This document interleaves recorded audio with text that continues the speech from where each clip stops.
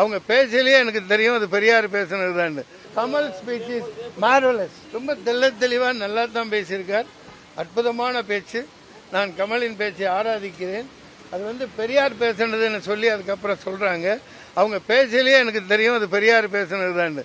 என்ன அதை நல்லா புரிஞ்சுக்கோங்க. பெரியார் அதே பெரியார் 1938 குடியரசு இதழ் அவர் நடத்துகிற தாளிகையில் தனித்தமிழ்நாடு வேண்டும், தனித்தமிழ்நாடு வேண்டும்னு கேட்ட மனுஷன். காட்டுமிராண்டி பாஷை தமிழ் கற்றுக்கிட்டா பிச்சை தான் எடுக்கணும். ஆமாம் சொன்னார். அவரோட பேச்சு அப்படி. காட்டுமிராண்டி பாஷைன்னு பெரியார் சொன்னாரா இல்லையா?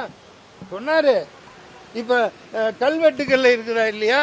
இந்த கீழடி ஆராய்ச்சியில் கீரல் எழுத்துக்கள்ல இருக்கா இல்லையா?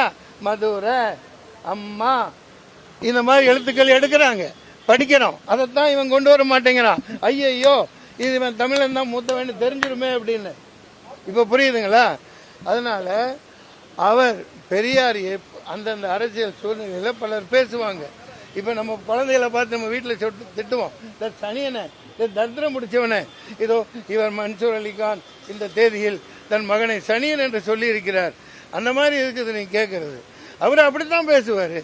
அதுக்கு என்ன பண்றது? அதுக்காக தமிழின் தோன்மையை தெரிஞ்சுதானே, எல்லாம் தெரிஞ்சுதானே அவர் தனித்தமிழ்நாடு வேணும்னு சொன்னாரு.